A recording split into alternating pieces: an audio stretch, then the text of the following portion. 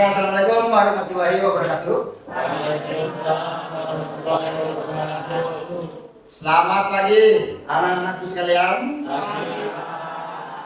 Tetap harus semangat ya. Ini masih pagi, jadi kita harus bisa semangat? Oke, bagus. Jadi generasi bangsa, belajar adalah tonggak untuk mencapai keberhasilan di masa yang akan datang. Dia harus tetap semangat. Oke, sebelum pembelajaran dimulai, sebaiknya kita berdoa terlebih dahulu sesuai dengan agama dan kepercayaan kita masing-masing. Silakan ketua kelas untuk menyiapkan dan berdoa. Siap. Berdoa terlebih dahulu. Doa dimulai.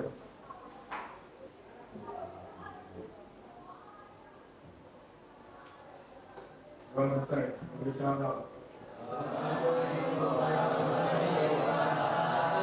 Waalaikumsalam warahmatullahi wabarakatuh. Terima kasih anak-anak Bapak semuanya.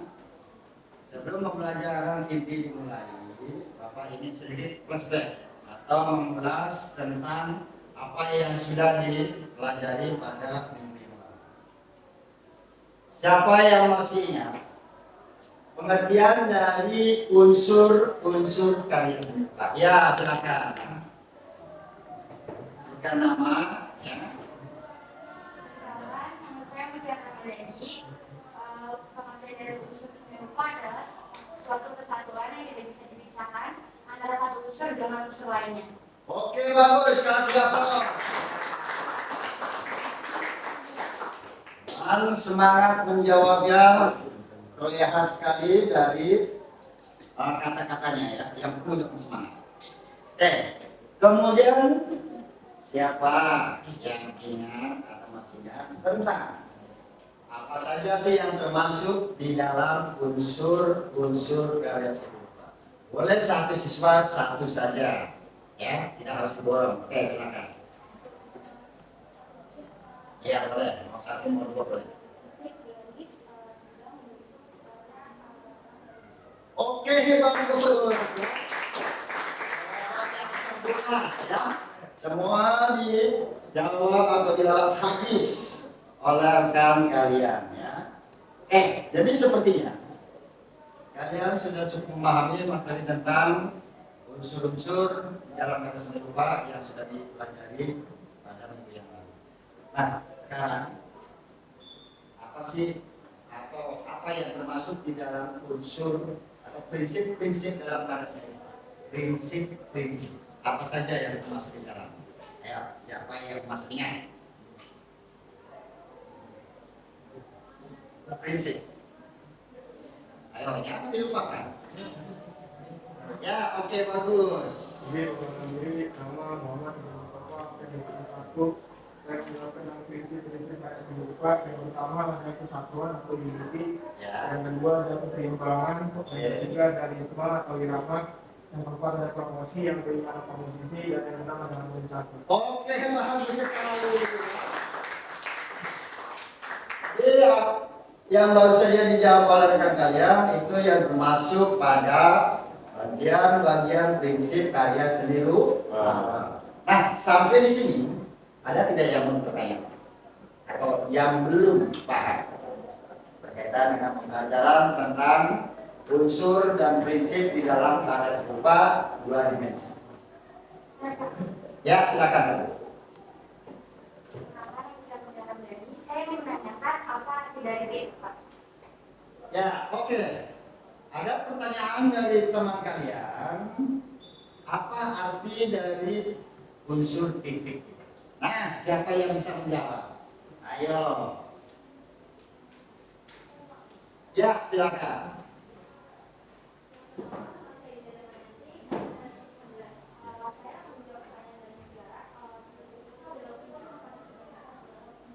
Oke, bagus sekali ya. Cukup kedengaran? Oke, itulah yang dimaksud dengan pengertian titik ya. Jadi sudah dijawab, titik adalah unsur yang paling sederhana di dalam karya seni rupa. Masih ada lagi pertanyaan? Sudah cukup? Oke, kalau sudah cukup kita masuk kepada materi yang akan kita pelajari pada hari ini. Tapi masih kaitannya dengan materi yang sebelumnya, ya. Di sini ada KD 3.1. Nah, ini diambil dari Seni Budaya Luka, buku Seni Budaya Luka, kelas 11, edisi 2017 yang terbaru, ya. Yang ini KD-nya adalah 3.1. Coba dibaca, Mas. Nah, ya nak, dibacanya. Ini. 3.1. Menganalisa konsep, unsur, prinsip, bahan, dan teknik dalam proses pembuatan karya seni rupa. Oke, jadi ini yang nanti akan kita pelajari berkaitan khusus tentang teknik, ya. Tapi masih kaitannya dengan KD 3.1. Nah, mari kita lihat pada berikutnya. Kita akan mempelajari menggambar bentuk dengan teknik perspektif. Ya. Jadi teknik perspektif ini adalah teknik di mana di dalam menggambar bentuk dengan menggunakan sudut pandang seseorang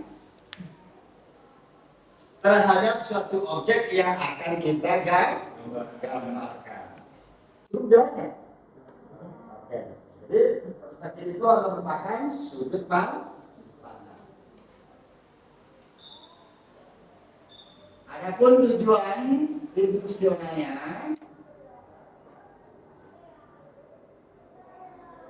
ya, ini tujuan fungsionalnya. Coba dibaca. Nah,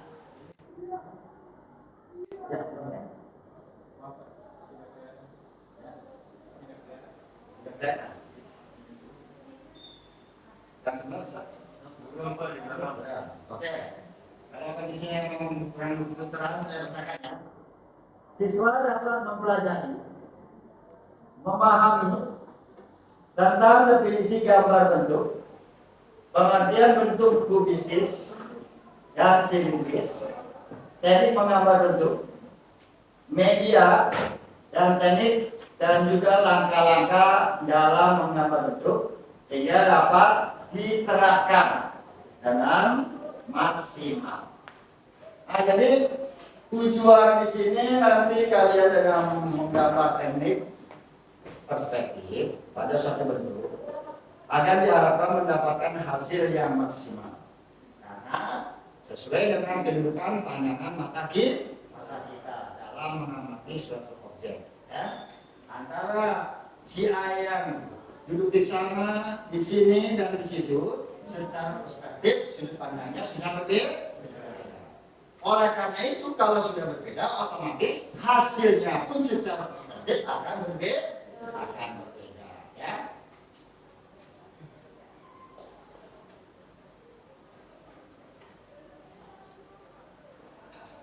Ya, di sini ada macam-macam menggambar bentuk.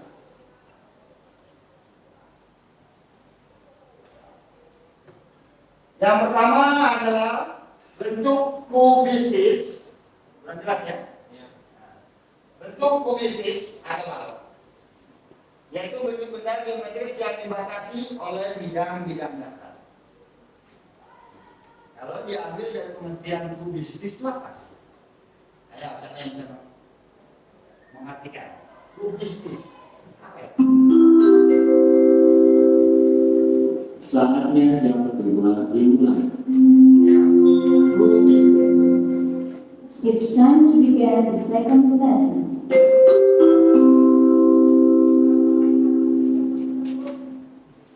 Ada yang bisa? Balok, kan sudah ada. Nah, kubistis itu adalah benda-benda yang punya bentuk balok, ya, atau kotak. Nah, bentuk benda yang punya ukuran kotak atau seperti balok itu dimasukkan ke dalam bentuk kubis. Paham? Sekali lagi, jadi bentuk kubistis adalah bentuk benda yang memiliki bentuk menyerupai balok atau kotak. Jangan dilupakan ya. Tolong perhatikan ya. Jadi kubistis. Nah, langsung itu kubus asal kata dasarnya. Kalau kubus berarti kotak ya. Jadi segala sesuatu yang punya bentuk kotak atau kubus maka termasuk ke dalam menggambar bentuk ya. Kemudian di samping itu yang kedua adalah bentuk silindris. Nah, ya, yaitu bentuk benda geometris yang menyerupai silinder atau tabung. Jadi seperti, nah ini, nah ya, ini botol. Ini termasuk kubistis atau silindris? Silindris, ya. Kemudian kalau yang HP termasuknya kubistis atau silindris? Kubistis, ya. Jadi bisa dipahami ya, antara yang bentuknya kotak dengan bentuknya silinder atau tabung. Nah, keduanya ini adalah bagian dari menggambar bentuk. Kemudian di era sebelumnya, di mana selain dua yang tadi ini, ternyata ada yang namanya menggambar objek-objek yang punya unsur sisi kehidupan, seperti binatang, manusia, tumbuhan. Itu sebelumnya dimasukkan ke dalam menggambar bentuk. Sebelumnya. Tetapi dengan adanya perkembangan ilmu pengetahuan dan teknologi, seiring berjalannya peradaban manusia semakin tinggi pula, semakin pesat juga, di mana peradaban itu mulai bergeser bahwa segala sesuatu wujud benda yang punya nilai kehidupan seperti binatang, manusia, tumbuh-tumbuhan itu sekarang sudah punya nama tersendiri, yaitu dalam istilah menggambar model. Jadi kalau nanti kalian disuruh menggambar model, maka nanti yang dipilih jangan benda-benda mati, tapi seharusnya benda-benda yang punya nyawa, yang bisa tumbuh dan berkembang. Ya. Tapi kalau yang gambar bentuk, maka harus benda-benda mati. Jangan kamu akan menggambarkan tanaman misalnya, atau binatang misalnya. Nah itu nanti tidak tepat. Sebab kalau sesuatu yang punya nyawa bisa tumbuh dan berkembang, dalam menggambar bentuk masuk ke dalam menggambar model. Paham ya? Ada yang bertanyakan sampai sini? Silakan. Ada yang bertanyakan? Tidak ada? Oke, bagus. Kita lanjut ya. Kemudian bahan seni rupa dua dimensi.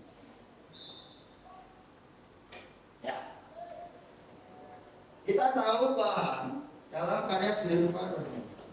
Segala sesuatu pasti punya bahan tersendiri, termasuk di dalam rekan.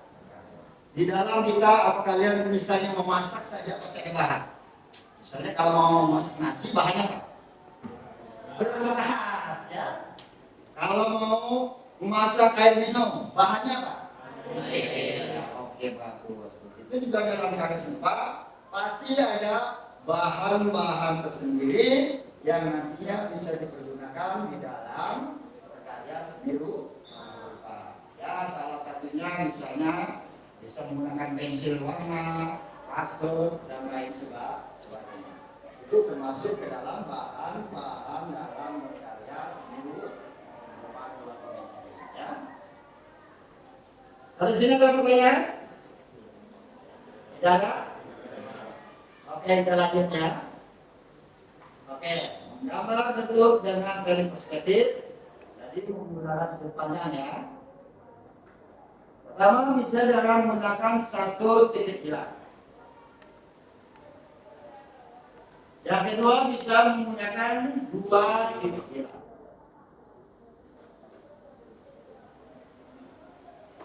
Yang ketiga bisa menggunakan tiga titik hilang. Jadi sudut pandang dalam menggambar perspektif kita bisa menggunakan ada 3 teknik. Bisa kita gunakan hanya satu teknik, yaitu satu titik di, atau bisa juga dengan 2 titik di, atau dengan 3 titik di. Nah, biasanya kalau untuk yang 3 titik di ini, biasanya untuk menggambarkan bentuk-bentuk gedung pencakar langit.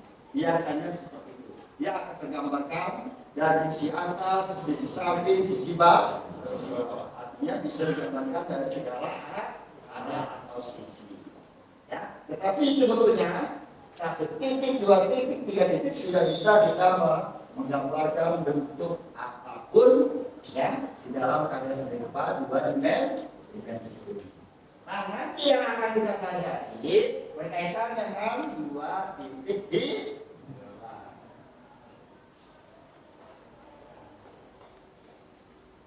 Ya, kemudian di sini ada prinsip-prinsip dalam pengamatan bentuk sama dengan yang tadi ya. Ada perspektif, proporsi, komposisi, dan terang-terangan. Ini bagian daripada prinsip-prinsip karya seni rupa.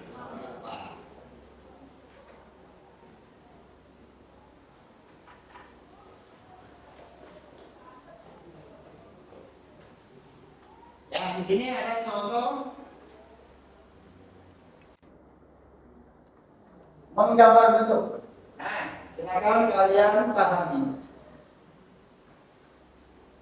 Pada contoh yang di depan, kalau dilihat dari keseimbangannya, simetris atau asimetris? Asimetris. Oke, bagus ya. Itu termasuk asimetris. Karena tidak sama ukuran, tidak sama tata letak, tidak sama berat, tidak sama bobot, pokoknya judulnya tidak sama. Maka yang seperti itu termasuk jenis keseimbangan asimetris. Paham ya? Oke.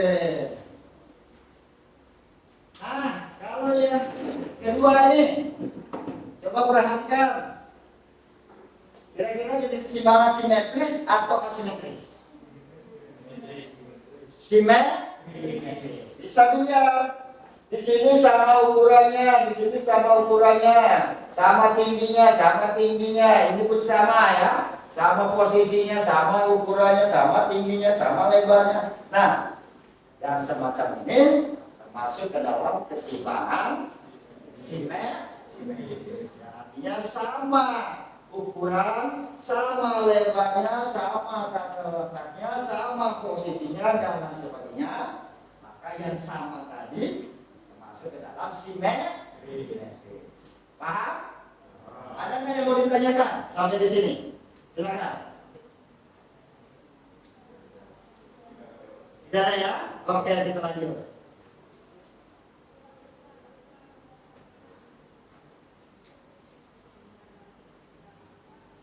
Ya, kalian perhatikan.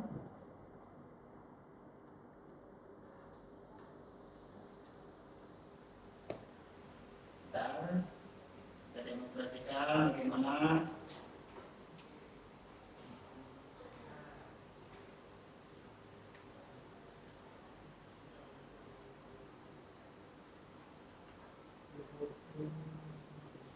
ya, silakan disimak dulu.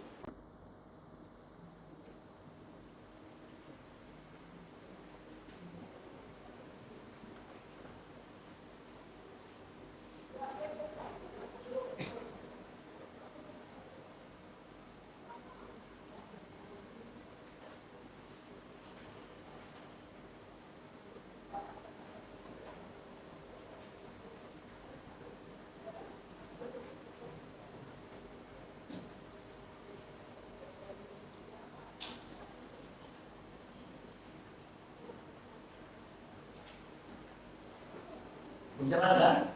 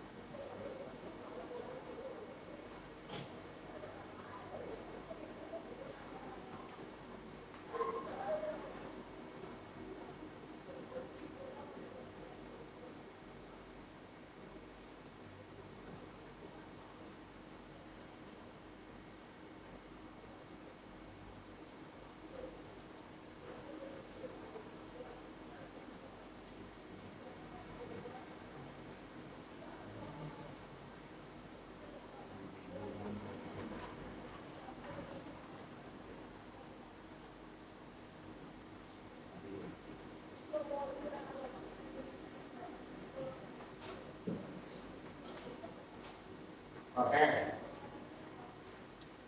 Dari apa yang baru saja kalian simak atau saksikan, kira-kira apa sih yang bisa kalian pahami? Ya. Yang barusan video telah ditampilkan tentang menggambarkan perspektif dengan dua pikiran, apa yang bisa dipahami?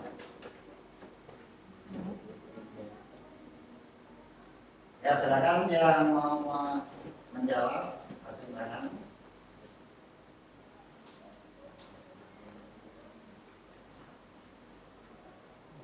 Ya, silakan. Barangkali bisa menjawab. Apa yang bisa dipahami dari tayangan tadi? Kita menggambar bentuk dengan perspektif dua pikiran.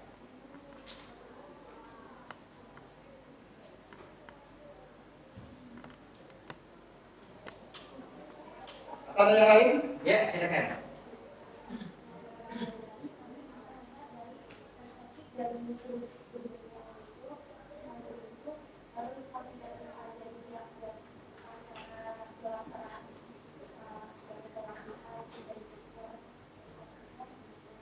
Oke, bagus ya.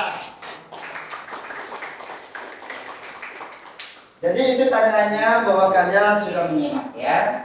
Artinya bisa mempelajari teknik-teknik cara membuat dengan dua pikiran dalam membentuk dengan teknik perspektif.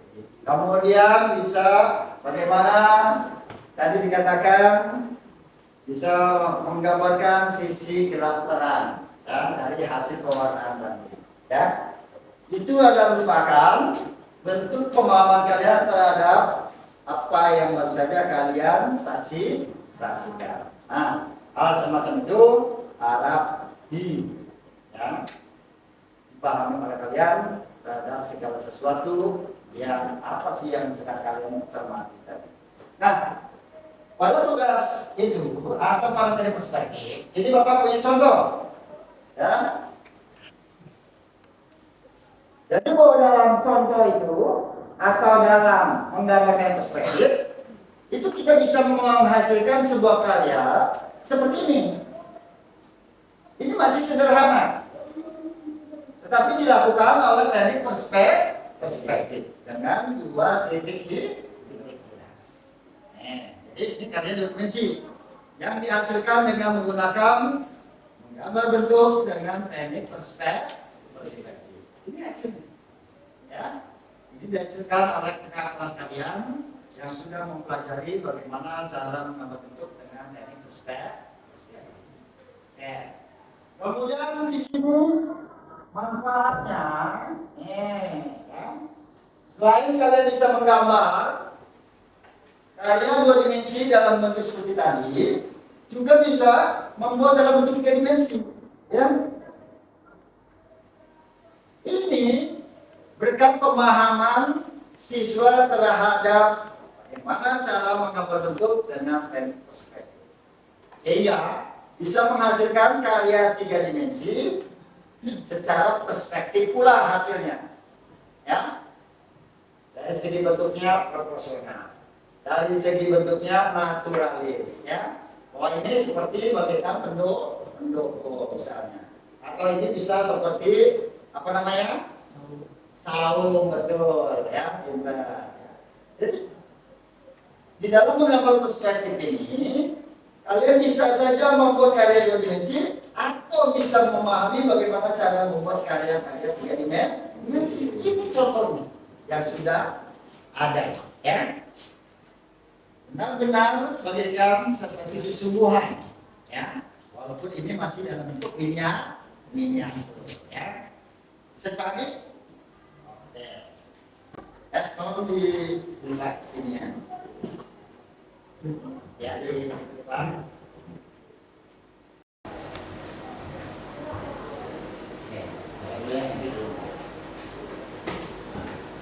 Perhatikan,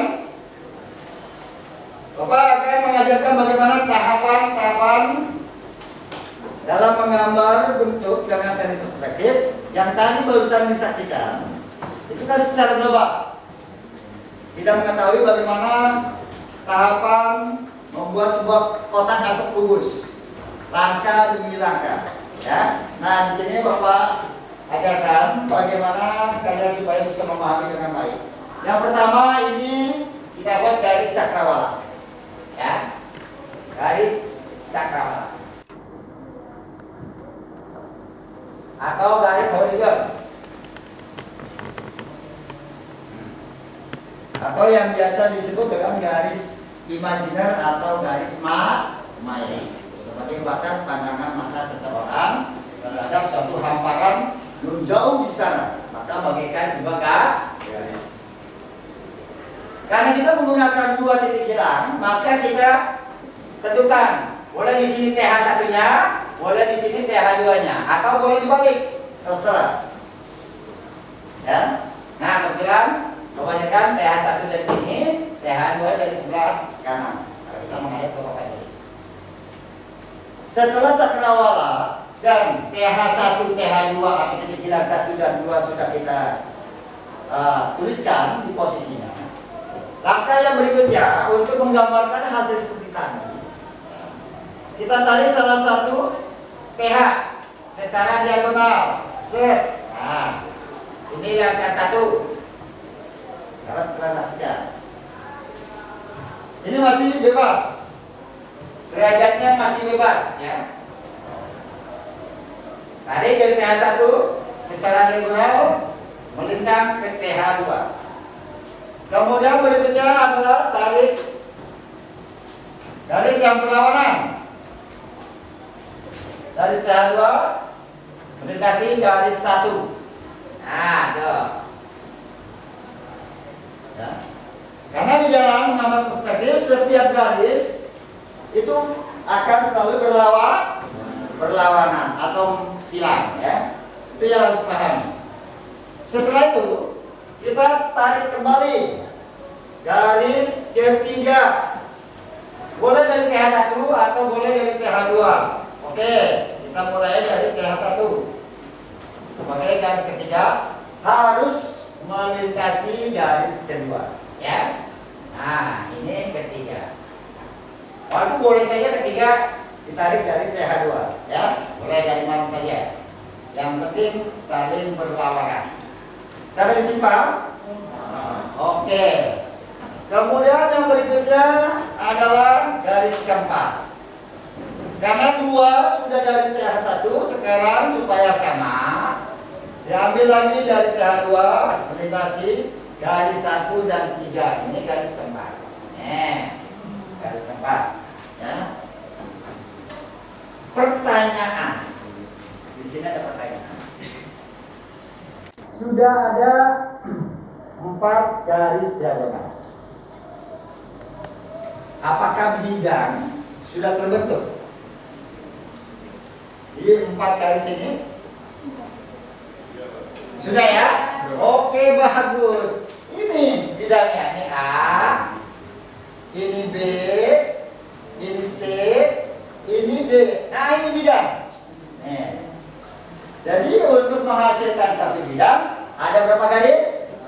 Ada 4 garis yang saling berlawanan. Kemudian garis kelima.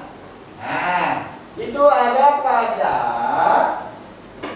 titik koordinat terjauh dari cakrawala. Berarti kalau A, B, C, D, titik koordinat yang terjauh dari garis cakrawala itu yang mana? Yang A. Oke, pintar ya. Nah, untuk menentukan ketinggian ada pada garis atau titik koordinat A, ditarik 90 derajat ke arah bawah. Nah, ini garis kelima. Garis kelima ini adalah garis ketinggian suatu objek. Ya. Misalnya tinggi balok 10 cm misalnya. Nah, dari titik koordinat A, bukan dari cakrawala ya, dari A, sepanjang garis kelima ini diukur ini 10 cm-nya. Nah, di titik 10 cm-nya. Nih 10 cm-nya tuh. Berarti tinggi balok ini ada di sini. Ya. Setelah garis kelima, garis keberapa lagi? Garis ke-6 tentunya ya. Nah, pada ketinggian balok tadi diambil garis diagonal, boleh dari TH1 atau dari TH2 yang mana saja. Set. Nah, ini garis ke-6. Garis ke-6 ini dasar dari ketinggian bidang balok yang akan kita buat. Ini dasarnya di sini, ya, setinggi 10 cm tadi. Kemudian kita tarik lagi garis ke-7. Nah, dari TH2 karena harus berlawanan, ya. Ya, ini garis ke-7. Ini sisi bawah sebelah kanan. Dasar dari gambar sampai di sini paham? Masih paham ya? Karena ingat, menggambar dengan teknik perspektif ini semakin banyak garis, biasanya mata kita tidak fokus. Apalagi kalau kita sudah menggambar gedung misalnya, itu pasti akan menghasilkan garis-garis perspektif. Jumlahnya yang ribuan, ya.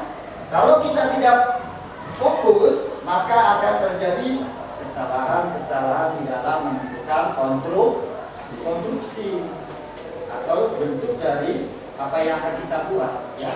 Karena kita tetap fokus. Nah, sehabis garis ke-7, maka kita akan melakukan salah satu sisi ketinggian benda. Diambil dari boleh di koordinat B atau B. Pilih salah satu. Kebetulan misalnya kita ambil dari titik koordinat B. Ya. Ditarik ke bawah 90 derajatnya harus pas. Ya, nih. Ini garis ke-8. Oh. Ini sisi depan. ini sisi belakang, ini sisi atas, ini sisi bawah. Sudah tergambarkan belum? Sudah ya, sampai sini ya. Sekarang turunkan salah satu sudut. Nah, kalau di sini D, maka di sebelah kanannya belum terbentuk, maka titik koordinat P yang akan kita turunkan 90 derajat melintasi garis ketujuh. Seperti tadi. Nah, titik koordinat P diturunkan harus melintasi garis ketujuh. Ini yang ke-9. Oh. Sudah mulai terlihat jelas? Sudah ya? Di sini ada sisi sebelah kiri, sisi sebelah kanan. Yang di sini sisi bidang kanan sebelah belakang ini belum tergambarkan, maka kita lakukan pembuatan bagian bawah. Nah, pada titik koordinat pertemuan garis 9 dan 7 kita tarik nih ke arah PH1. Kenapa? Kalau kita melihat dari garis kelima, dia ada di sebelah kanan. Maka titik koordinat yang ada di sebelah kanan harus dihubungkan ke PH1 supaya nanti menghasilkan garis persilangan. Ya. Harus tepat ya. Nah, kalau sudah masuk di dalam, kita harus menggunakan garis putus-putus ya. Karena dia berada di balik sebuah bidang. Ini ke-10. Tuh. Ini sisi atas sebelah samping kanan belakang. Ini bagian bawahnya ya. Nah, setelah itu yang mana lagi? Yang mana lagi? Ini ya. Ini kan belum kamu, ini kan sebetulnya garis keempat nih. Ini udah selesai sebetulnya. Ini garis keempat nih ya. Nah, karena ke-10 dari sebelah kanan, sekarang kita hubungkan sisi belakang bentuk benda. Nah, seperti tadi diputus-putus karena ini berada di dalam, sehingga harus diputus-putus. Ini garis ke-11. Ya, 11 ya. Nah, tuh. Sampai sini Pak? Paham ya? Tadi 10 sudah terbentuk sisi bawah dari atas bidang sebelah kanan, dan yang 11 ini adalah sisi bidang bagian bawah dari sebelah kiri. Nah, sekarang tinggal satu langkah lagi, satu garis vertikal yang belum diturunkan supaya bentuk balok ini sempurna. Kira-kira titik koordinat mana yang belum kita turunkan garis vertikalnya? Garis titik koordinat C. Oke, bagus ya. Kita turunkan, harus ketemu dengan persilangan garis 11 dan garis 10. Ya.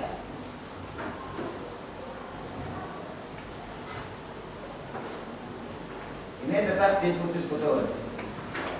Ini garis 15. Sampai di sini balok sudah selesai belum? Sudah, karena ada 12 langkah. Ini sudah terbentuk nih. Kalau Bapak hapus ya, ini dihapus yang bukan bagiannya. Kemudian ini kita hapus, ini kita hapus, ini kita hapus, kita hapus, kita hapus. Yang bagian bukan baloknya, supaya kalian tidak bingung. Ini kita hapus, ini kita hapus. Nah, tuh. Untuk baloknya sudah terbentuk kan? Jadi bahwa di dalam menggambar bentuk, ya, kubistis itu ada 12 langkah. Tapi di sini ada yang mau ditanyakan tidak? Tidak ada? Paham? Oke, kalau tidak ada yang menanyakan, yakin? Paham nih? Ya, karena ini nanti akan menjadi tugas kalian di pertemuan yang berikutnya ya. Kalian nanti akan membuat bentuk kubisnis dengan posisi yang berbeda, ya, dengan teknik perspektif, dengan menggunakan TH1 dan TH2, ya.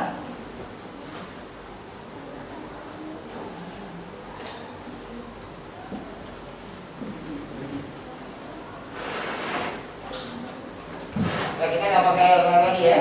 Nah, kalau tidak ada pertanyaan, sebelum pembelajaran yang ini, mari kita mengerti. Pertama dari tampilan video tadi, ya. Kemudian dengan demonstrasi yang baru saja Bapak peragakan. Yakin tidak ada pertanyaan? Oke, bagus ya. Yang pertama bahwa teknik perspektif dapat mempermudah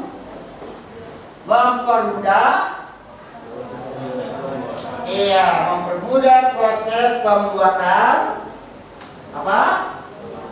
Dalam mengkonstruksi menggambar bentuk. Yang kemudian yang kedua adalah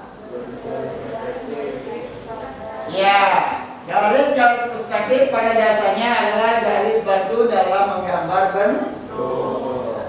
Kemudian yang ketiga apa? Hasil gambar lebih proporsional, ya. Kemudian yang berikutnya,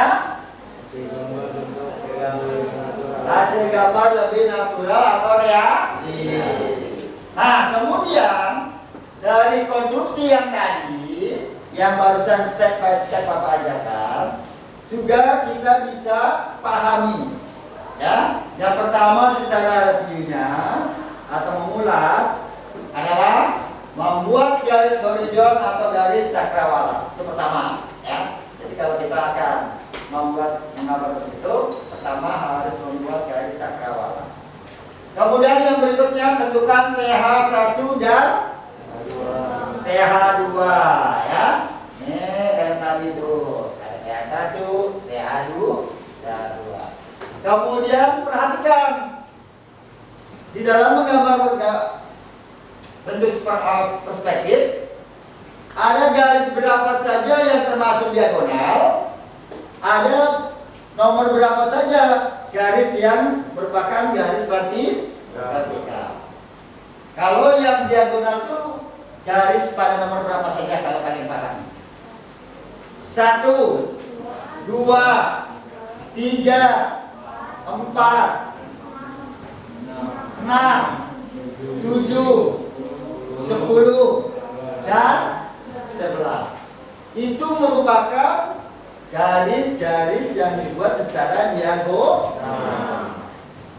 Sedangkan garis yang dibuat secara vertikal ada pada nomor berapa saja? 5, 6, kok 6? 8, jangan salah ya. 5, 8, 9 dan 11. Itu merupakan garis-garis 12 ya. Coba diulang lagi yang vertikal. 5,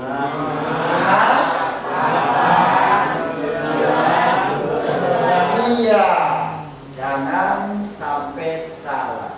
Karena ketika kita akan menarik garis ke-12, berarti yang ada di pikiran kita, oh ini garis vertikal, ya. Sampai di sini bisa pahami? Oke. Yakin tidak ada yang mau dipertanyakan sebelum diakhiri pembelajaran? Oke, kalau tidak ada, sebaiknya sebelum pembelajaran diakhiri, kita ditutup dengan berdoa terlebih dahulu. Silakan ketua kelas menutup pembelajaran ini dengan doa. Kawan-kawan ingin menjelaskan pembelajaran kita agar kita belajar terlebih dahulu. Berdoa dimulai.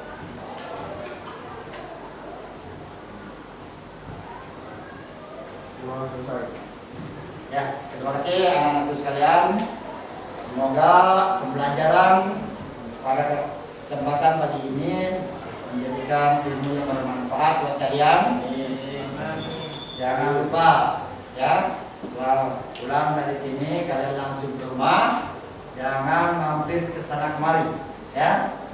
Walaupun sudah pasca pandemi, ya, jaga kesehatan kalian dan jangan membeli jajanan sembarangan. Paham? Oke, Bapak akhiri sampai sini. Assalamualaikum warahmatullahi wabarakatuh.